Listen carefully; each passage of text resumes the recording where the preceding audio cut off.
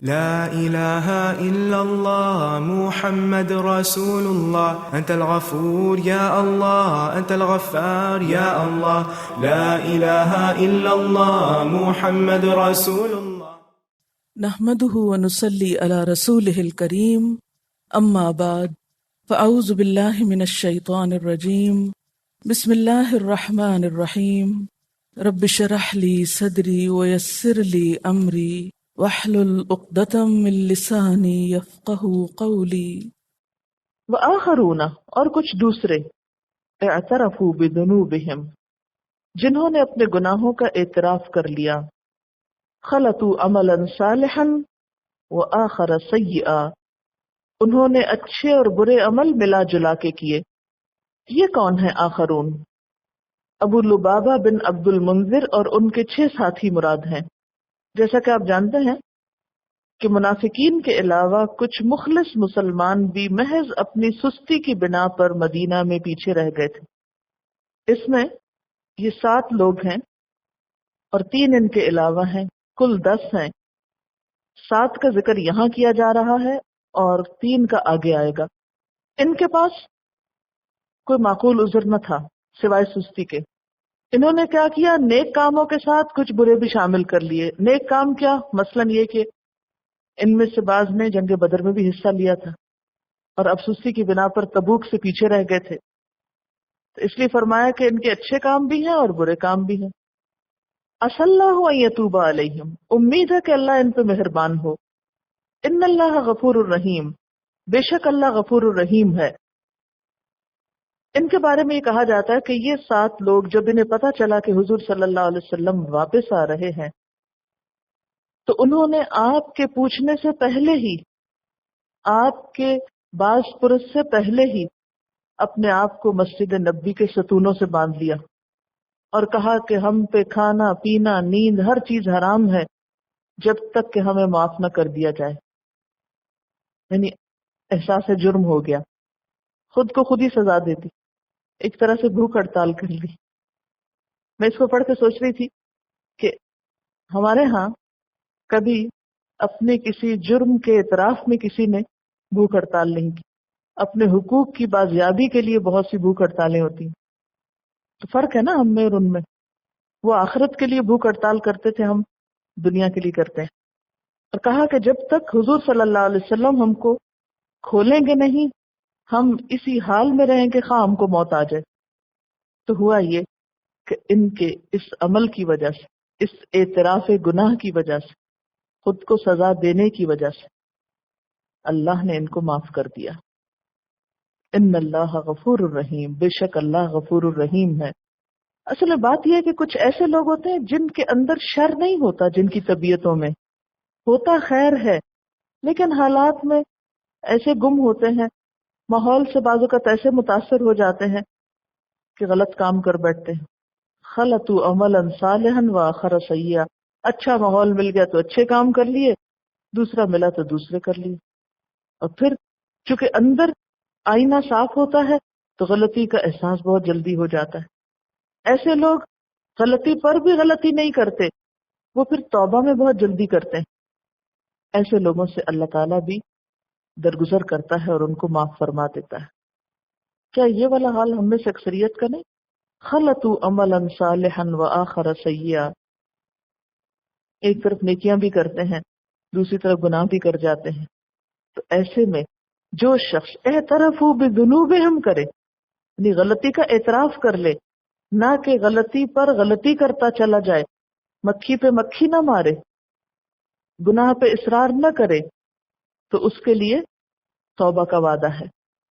کیونکہ جو لوگ اپنی غلطی کو غلطی ہی نہیں کہتے، وہ اس کو درست ثابت کرنے پہ تعویلیں شروع کر دیتے ہیں، بہانے کرنے لگتے ہیں جیسے منافقین نے کیے، تو پھر یہ چیز توبہ کے راستے میں رکاوٹ بن جاتی۔ عذر گناہ بدتر از گناہ، گناہ پہ بہانے کرنا گناہ سے زیادہ برا کام ہے۔ غلطی ہو، انسان کہے ہاں مجھ سے ہو گئی غلطی، میں معافی چاہتا ہوں۔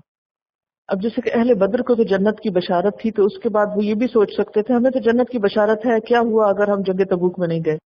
لیکن انہوں نے یہ نہیں سوچا فوراً اعتراف کی اور اپنے آپ کی اصلاح کی سوچی. اصل میں ہر غلطی کرنے والے کے پاس دو چوائس ہوتی یا دو رویے ہوتے ہیں غلطی کرنے والے کے. ایک تو یہ کہ انسان اپنی غلطی کا اعتراف کر لے، اور دوسرا یہ کہ ڈھٹائی پہ اڑ جائے، ڈھٹائی کرے، ڈھیٹ بن جائے. جس کے اندر تواضع ہوتی ہے وہ غلطی کا اعتراف کرنے میں دیر نہیں لگاتا. اس طرح وہ دوبارہ اللہ کی رحمت کا مستحق ہو جاتا ہے. اور جو شخص دوسرا طریقہ اختیار کرتا ہے، کون سا؟ ڈھیٹ بننے کا، تو وہ اللہ کی ناراضگی کے راستے پہ چل پڑتا ہے اور پھر وہ غلطی میں دھنستا چلا جاتا ہے. اچھا، غلطی کرنا دراصل کیسا ہے؟ جیسے آپ کیچڑ والے جگہ پہ پاؤں رکھ دیں. جس کو احساس ہو جائے کہ یہ تو غلط جگہ میں نے قدم رکھ دیا، وہ کیا کرے گا؟ پاؤں کھینچ لے گا اور جا کے اس کو دھو لے گا. دھوئے گا نا کہ نہیں؟ جس کی طبیعت میں صفائی ہوتی ہے تو فوراً کیچڑ والا پاؤں دھوئے گا. لیکن جس کے اندر شر ہے، جس کا تزکیہ نہیں ہوا، وہ وہاں پر کھڑے ہو کر اپنی خفت مٹانے کو تعویلیں شروع کر دے گا. نہیں، یہ بھی اچھا راستہ ہے، ذرا چل کے تو دیکھو، تم بھی آ جاؤ، کچھ نہیں ہوتا، چلیں آگے تک جاتے ہیں. اب ایسا شخص جو اس پھسلن کا شکار ہو وہ دھنستا چلا جائے گا. یعنی بعض لوگوں کا یہ ہوتا ہے کہ وہ اپنی محض شرمندگی مٹانے کے لیے انا کا مسئلہ بنا کر غلطی کو نہیں مانتے لیکن بڑے سے بڑا نقصان اٹھاتے ہیں. تو یہ رویہ بالآخر انسان کے لیے نقصان دہ ہوتا ہے، جیسے شیطان نے کیا تھا. جب سجدہ نہیں کیا تو اقرار کرنے کی بجائے کیا کہا؟ انا خیر من، انا کا شکار ہو گیا، میں اس سے زیادہ بہتر ہوں. اور پھر تعویلیں کرنے لگا، خلقتنی من نار و خلقتہ من طین، مجھے تو نے آگ سے بنایا، اس کو مٹی سے بنایا. پھر اللہ تعالیٰ ناراض ہوئے تو بجائے اس کے کہ توبہ کرتا پھر کہتا فبما اغویتنی، کیونکہ تو نے مجھے گمراہ کیا میں بھی اس کو گمراہ کروں گا. تو جیسے پہلے بھی میں نے عرض کیا تھا کہ ایک نیکی کئی نیکیوں کو جنم دیتی ہے، نیکی کا بیج نیکی کا درخت لاتا ہے، اور ایک برائی کئی برائیوں کا ذریعہ بنتی، اس سے کئی برائیاں پھوٹتی. تو جو شخص برائیوں میں پھر آگے چلتا چلا جائے اور اپنے گناہوں کو صاف نہ کرے، پھر وہ اللہ کی رحمت سے دور ہو جاتا ہے. صحیح بخاری میں حضرت سمرہ بن جندب کی روایت سے ہے، معراج نبوی کی ایک تفصیلی حدیث میں 7ویں آسمان پر جب حضرت صلی اللہ علیہ وسلم کی ملاقات حضرت ابراہیم علیہ السلام کے ساتھ ہوئی تو ان کے پاس کچھ لوگ دیکھے جن کے چہرے سفید تھے اور کچھ ایسے تھے جن کے چہروں پر کچھ داغ دھبے تھے. تو یہ دوسری قسم کے لوگ ایک نہر میں داخل ہوئے، جب غسل کر کے واپس آئے تو ان کے چہرے بھی بالکل سفید تھے. جبریل علیہ السلام نے آپ کو بتایا کہ یہ سفید چہرے والے وہ لوگ ہیں جو ایمان لائے پھر گناہوں سے پاک صاف رہے، یعنی گناہوں سے بچتے رہے. اور پھر وہ آیت پڑھی الذین آمنوا ولم یلبسوا ایمانہم بظلم، اور دوسرے وہ لوگ ہیں جنہوں نے ملے جلے اچھے برے سب طرح کے کام کیے پھر توبہ کر لی تو ان کے چہرے بھی داغ سے دھل گئے. لیکن جو توبہ نہ کرے تو خود بخود تو کوئی چیز نہیں چہرے صاف کرے گی. اب توبہ کی قبولیت کے لیے مزید ایک اور چیز بتائی جا رہی ہے، خذ من اموالہم صدقۃ، صدقہ. صدقے کے بارے میں آتا ہے نا کہ صدقہ کرنا، اور خصوصاً خفیہ صدقہ چھپا کے دینا، اللہ کے غضب کو اس طرح ٹھنڈا کرتا ہے جیسے پانی آگ کو بجھا دیتا ہے. تو توبہ کی قبولیت میں جو چیز اضافہ کرتی ہے وہ کیا ہے؟ صدقہ. یعنی جب کوئی گناہ ہو جائے تو اس کو دھونے کے لیے کیا کرنا چاہیے؟ فوراً صدقے کی طرف بڑھنا چاہیے. صدقہ گناہوں کی معافی کا ذریعہ ہے. خذ من اموالہم صدقۃ، نبی صلی اللہ علیہ وسلم سے فرمایا جا رہا ہے کہ آپ ان کے مالوں میں سے صدقہ لے لیجئے. تو طہرہم، ان کو پاک کیجئے، وتزکیہم، اور ان کا تزکیہ کیجئے. تو تطہرہم کا لفظ طہارت سے ہے، مراد ظاہر و باطن کی صفائی ہے، اور تزکیہم صرف صفائی ہی نہیں بلکہ اچھی خوبیوں کی افزائش بھی ہے. تزکیہ میں نشو و نما کا معنی بھی پایا جاتا ہے نا. تو سوال یہ پیدا ہوتا ہے کہ صدقہ ظاہری صفائی کا سبب کیسے بنتا ہے؟ بتائیے آپ مجھ کو. ٹھیک ہے، صدقہ کرنے سے دل مطمئن ہوتا ہے، اندر کی صفائی ہوتی ہے، لیکن میرا سوال آپ سے یہ ہے، صدقہ کیونکہ طہارت میں ظاہری اور باطنی دونوں صفائی ہیں. طہارت صرف باطنی صفائی کا نام نہیں ہے، ظاہری اور باطنی دونوں صفائی ہیں. تو میرا سوال آپ سے یہ ہے کہ صدقہ ظاہری صفائی کا ذریعہ کیسے بنتا ہے؟ کیا فالتو چیزیں گھر سے نکال دینے سے الماریاں صاف نہیں ہو جاتی؟ اسٹور صاف نہیں ہو جاتے؟ فریج صاف نہیں ہو جاتا؟ اور جب ہم چیزیں جمع رکھتے ہیں تو کیا ہوتا ہے؟ گلنے سڑنے لگتا ہے سب کچھ. اب ذرا سا تصور کیجئے کہ جو کچھ ہم کماتے ہیں سب زندگی میں اپنے پاس رکھیں، کبھی کسی کو کچھ نہ دیں، کیا ہوگا؟ سب کھا سکیں گے آپ؟ سب پہن سکیں گے؟ سب استعمال کر لیں گے؟ نہیں ہوگا تو کباڑ خانہ ہی بھر جائے گا نا. سامان اندر رکھیے اور خود باہر آ جائیے. ایک دن پھر ایسا ہی ہوگا. یعنی آپ جو سبزی خرید کر لائیں اس کے چھلکے بھی گھر کے اندر ہی رکھیے، وہ بھی نہیں باہر پھینکیے. ایسا ہوتا ہے کہ جب ہم صدقہ خیرات کرتے ہیں تو دوسرے کمزور لوگوں کو بھی صاف ستھرا رہنے کا موقع ملتا ہے. ان کو صابن، سرف خریدنے کا، کپڑے نئے مل جاتے ہیں اور پہننے کا موقع ملتا ہے، تو وہ بھی کچھ جی اٹھنے کے قابل ہوتے ہیں. تو اس طرح پورا معاشرہ صاف نظر آتا ہے. لیکن ہمارے ہاں گندگی کیوں ہے؟ یہ اسلامی معاشرے کی تصویر نہیں ہے. تو قرآن پاک کا کوئی لفظ فالتو نہیں ہے کہ آپ اس کو اوور لک کر جائیں. مثلا آپ یہ کہیں کہ خذ من اموالہم صدقۃ تزکیہم بہا، اگر اتنا ہوتا تو ہم کو شکایت کرتے کہ اللہ تعالیٰ آپ نے وہ تو طاہرہم کیوں نہیں کہا؟ ہمیں تو خیال بھی نہ آتا. لیکن اللہ جانتا ہے کہ ہم کو دونوں طرح کی طہارتیں چاہیے. اور آپ دیکھیں گے کہ ایسے شخص کے ساتھ کھڑے ہو کر نماز پڑھنے میں آپ کو لطف ہی کچھ اور آئے گا جو صاف ستھرا ہو. اس کے برعکس اگر نماز میں آپ کے ساتھ کوئی گندا شخص کھڑا ہو جائے یا کلاس میں اگر آپ کے ساتھ کوئی گندا شخص بیٹھ جائے تو ساری تفسیر کا لطف ختم ہو کے رہ جاتا ہے. کیونکہ قرآن کی روشنی اور ماحول کی گندگی، ارد گرد کی گندگی دو مختلف چیزیں ہیں. یہ جو گندگی ہوتی ہے نا، اس روشنی کو پھر راہ نہیں دیتی، وہ بات پہنچتی نہیں ہے. وصل علیہم، اور ان کے لیے دعا کیجیے. چونکہ منافقین کے لیے نماز جنازہ سے روکا گیا تھا، اس لیے ایک معنی یہاں پر جنازہ پڑھنے کا بھی ہے کہ عام حالات میں بھی دعا کیجیے اور ان کی نماز جنازہ بھی پڑھیے. یعنی ایک شخص بڑا گناہ گار تھا، پھر اس نے توبہ کر لی، تو اس کی توبہ کی وجہ سے اس کا صدقہ بھی قبول ہوگا اور اس کے لیے دعا بھی ہوگی، اس کا جنازہ بھی پڑھا جائے گا.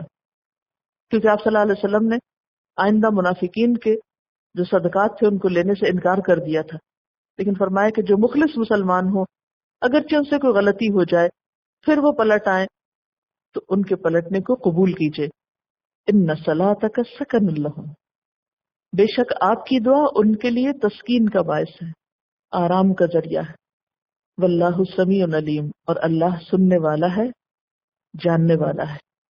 یہاں اگرچہ حکم نبی صلی اللہ علیہ وسلم کو ہے، لیکن ظاہر ہے کہ مسلمان صرف اس دور میں تو نہیں تھے، اس کے بعد بھی لوگ آئیں گے جو اسی قسم کے ہوں گے، نیک کام بھی کریں گے، غلطیاں بھی ان سے ہو جائیں گی.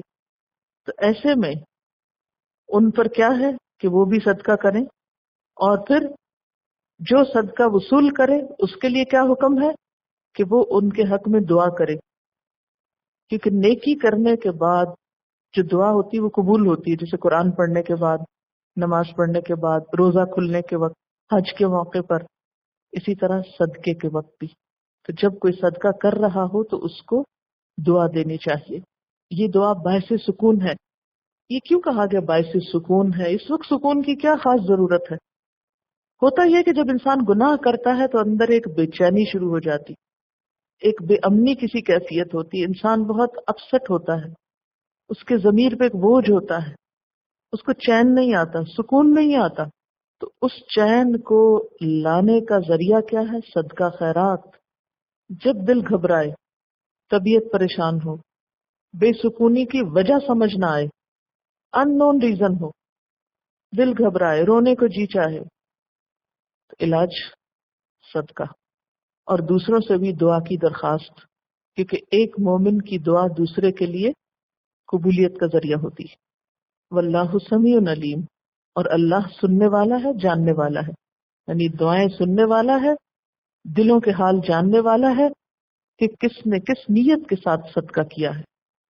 الم یعلموا، کیا وہ جانتے نہیں ہیں ان اللہ ہوا یقبل التوبہ، کہ بے شک اللہ ہی ہے جو توبہ قبول کرتا ہے، ان عبادہ، اپنے بندوں سے، ویأخذ الصدقات، اور صدقات قبول کرتا ہے، لیتا ہے یعنی قبول کرتا ہے، وان اللہ هو التواب الرحیم، اور بے شک اللہ تعالی وہی توبہ قبول کرنے والا مہربان ہے۔ ہوتا ہے کہ جب انسان پریشان ہوتا ہے تو اس کو بھول جاتا ہے اسے کرنا کیا چاہیے، تو فرمایا الم یعلم، یہ بھول گئے ہیں، یہ جانتے نہیں ہیں، ان کو یاد نہیں رہا کہ اللہ توبہ قبول کرتا ہے۔ مایوسی کی کیا ضرورت ہے، پریشانی کی کیا ضرورت ہے؟ توبہ کرو، صدقہ کرو، دعا کرو، اس کیفیت سے نکل جاؤ گے۔ اللہ اپنے بندوں کی توبہ قبول کرتا ہے۔ اچھا، شیطان انسان کو مایوس کرتا ہے نا، جب انسان کمزور ہوتا ہے تو شیطان اور آ کے وسوسے ڈالتا ہے، تم تو اتنے گناہ گار ہو، تمہاری کہاں سنی جائے گی، تمہاری توبہ نہیں قبول ہو سکتی، تمہارا ٹھکانہ تو جہنم ہی۔ تو شیطان کی ایسی باتوں میں کبھی نہ آئے، کبھی مایوس نہ ہو، کیونکہ مایوسی انسان کے اندر تخریب کاری پیدا کرتی، پھر نتیجہ کیا ہوتا ہے کہ انسان ایسے پریشان وقتوں میں اپنے آپ کو کوستا ہے، غلط کام کرتا ہے، یا دوسروں کے ساتھ الجھتا ہے، چیختا چلاتا ہے۔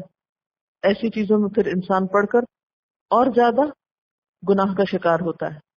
تو اس میں انسان کو یہ یاد رکھنا چاہیے کہ اللہ توبہ قبول کر لیتا ہے، بڑے سے بڑے گناہ کو معاف کر سکتا ہے، اس کے لیے کچھ مشکل نہیں، تمہارے پلٹنے کی ضرورت ہے۔ اچھا، اسی لیے وتواصوا بالحق وتواصوا بالصبر کہا گیا۔ بعض اوقات انسان خود بھولا ہوا ہوتا ہے کہ اسے کیا کرنا چاہیے، اس لیے دوسروں کو یاد دلا دینا چاہیے، دوسروں کو مدد دینی چاہیے۔ اور ساتھ ہی یہ بھی یاد رکھیں کہ اللہ پاکیزہ مال قبول کرتا ہے۔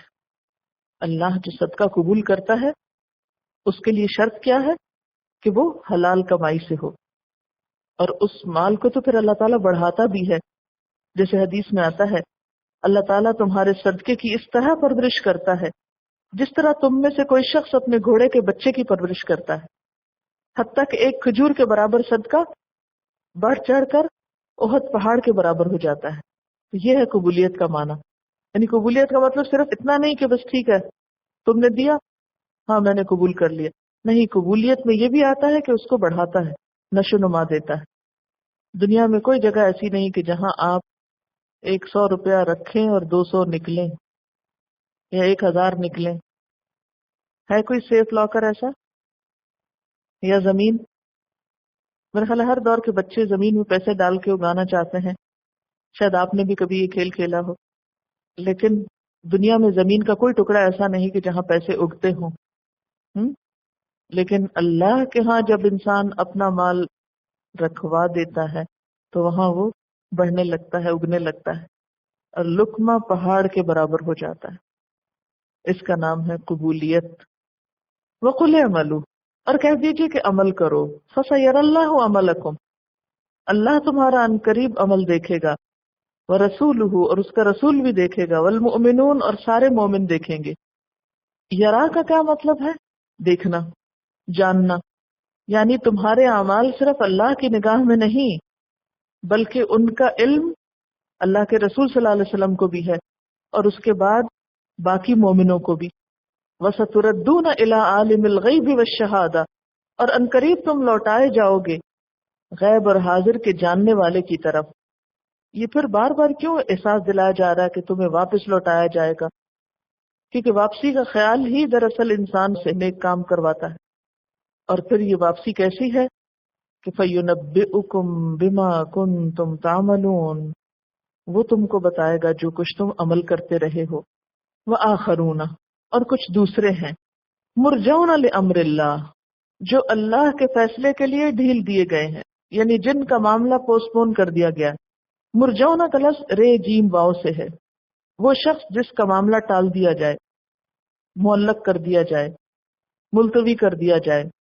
جنگ تبوک سے جب آپ واپس تشریف لائے تو کچھ لوگ ایسے تھے کہ جو سچے مسلمان تھے لیکن سستی کی وجہ سے نہ جا سکے تھے۔ ان میں سے 7 کا حال پیچھے گزر چکا کہ انہوں نے کیا کیا تھا، اپنے آپ کو ستونوں سے باندھ دیا تھا، لیکن 3 ایسے تھے کہ جو اس وقت ساتھ نہیں آئے تھے ان کے۔ 3 ایسے تھے جنہوں نے کھل کر اپنے غلطی کا اعتراف ابھی نہیں کیا تھا، تو چونکہ انہوں نے بھی اعتراف نہیں کیا تھا تو ان کا معاملہ ملتوی رکھا گیا۔ کتنے دن؟ 50 دن۔ یہ تین کون تھے؟ مرارہ بن ربی، کعب بن مالک اور ہلال بن امیہ۔ اما یعذبہم، خواہ اللہ ان کو عذاب دے، و اما یتوب علیہم، خواہ ان پر مہربان ہو جائے۔ واللہ علیم حکیم، اور اللہ علم والا ہے، حکمت والا ہے۔ جو فیصلہ کرے گا وہ اپنے علم اور حکمت کی بنا پر کرے گا، اور وہ درست فیصلہ ہوگا۔ گویا کسی کو بخشنا اور نہ بخشنا اللہ کے اختیار میں ہے، کیونکہ اس کا علم و حکمت بڑا ہے، اس کے فیصلوں میں کوئی دخل اندازی نہیں کر سکتا۔ اور ہوا کیا کہ بالآخر ان کو بھی بخش دیا گیا 50 دن کے بعد۔ اس کی تفصیل آپ آگے ایک جگہ انشاءاللہ پڑھیں گے۔ اب آپ سوچ رہے ہوں گے کہ 50 دن ان کو سزا دی گئی، ایک طرح سے سوشل بائیکاٹ تھا، کوئی شخص ان سے بات نہیں کرتا تھا اور ان کو بھی چپ لگ گئی تھی۔ تو بات یہ ہے کہ جس پر جتنا اعتماد ہوتا ہے اس کی غلطی پر عتاب بھی اتنا ہی ہوتا ہے۔ منافق تو منافق تھے، وہ آ کے جھوٹے بہانے کرتے، آپ اعراض کرتے اور ان کو چھوڑتے چلے جاتے، اور وہ خوش خوش پلٹ رہے تھے۔ لیکن یہ تو سچے مسلمان تھے جنہوں نے قربانیاں کی تھی اور آئندہ بھی انہیں کرنی تھی۔ لیکن جب انہوں نے اپنا ریکارڈ خراب کر لیا اور پیغمبر علیہ السلام کے اعتماد کو ٹھیس پہنچائی، جو کہ ایک مومن کے لیے سب سے قیمتی سرمایہ ہے، تو اس پر انہیں تربیت کے سخت مرحلے سے گزارا گیا، اور 50 دن کے بائیکاٹ کے بعد ان کی توبہ قبول ہوئی۔ اس آخری آیت کو پڑھنے کے بعد پتہ چلتا ہے کہ جنگ تبوک سے پیچھے رہنے والوں کی 3 قسمیں تھیں۔ ایک تو پکے منافق جن کی تعداد تقریباً 80 تھی۔ نبی صلی اللہ علیہ وسلم جب واپس تشریف لائے تو انہوں نے طرح طرح کے جھوٹے بہانے گھڑ کے آپ کو راضی کرنے کی کوشش کی۔ دوسرے لبابہ بن ابو المنذر، جن کے ساتھ ان کے 6 اور ساتھی تھے، انہوں نے اپنے آپ کو ستونوں سے باندھ لیا اور خود کو خود سزا دے ڈالی اور توبہ کر لی۔ اور تیسرا گروپ 3 لوگوں پر مشتمل تھا، یہ تینوں بھی پکے مومن تھے، یعنی دوسرا گروہ بھی مومنوں کا تھا اور یہ تیسرا بھی۔ انہوں نے حضور صلی اللہ علیہ وسلم کے سامنے کوئی بہانہ یا عذر پیش نہیں کیا تھا، بلکہ سچی سچی بات بتا دی تھی، تو ان کے معاملے کو پوسٹ پون کر دیا گیا۔ یہ جتنی بھی آیات ہم نے پیچھے پڑھی ہیں، ان میں مومنوں اور منافقوں کا ایک طرح سے کمپیریزن کیا گیا ہے، اور یہ سلسلہ پچھلی کئی آیات سے چل رہا ہے، جہاں المومنون والمومنات کی بات ہوئی اور المنافقون والمنافقات کی بات ہوئی۔ دونوں کے رویے میں کیا فرق ہوتا ہے، اور دونوں کے معاملات اور دونوں کے انجام میں کیا فرق ہے؟ منافق جو ہوتا ہے وہ غلطی کرنے کے بعد بہانے بناتا ہے، قسمیں کھاتا ہے، جبکہ مومن اپنے گناہ کا، غلطی کا فوراً اعتراف کر لیتے ہیں۔ گناہ گار مومن جو ہے ان کا پچھلا ریکارڈ صاف ہوتا ہے، ان سے غلطی انسانی کمزوری کی بنا پہ ہوتی، جبکہ اس کے برعکس منافق کا پچھلا ریکارڈ بھی خراب ہوتا ہے، ان کی توبہ پھر قبول نہیں ہوتی اگر آئندہ بھی وہ منافقت ہی پر اڑے ہوئے ہوں۔ پھر اسی طرح صدقہ بھی ان کا قبول ہوتا ہے جن کی توبہ قبول ہوتی، جس کی توبہ قبول نہ ہو اس کا صدقہ بھی قبول نہیں، کیونکہ صدقہ تو گناہوں کو دھونے کے لیے ہوتا ہے۔ سبحانک اللہم و بحمدک، اشہد ان لا الہ الا انت، استغفرک و اتوب الیک۔ السلام علیکم و رحمۃ اللہ وبرکاتہ۔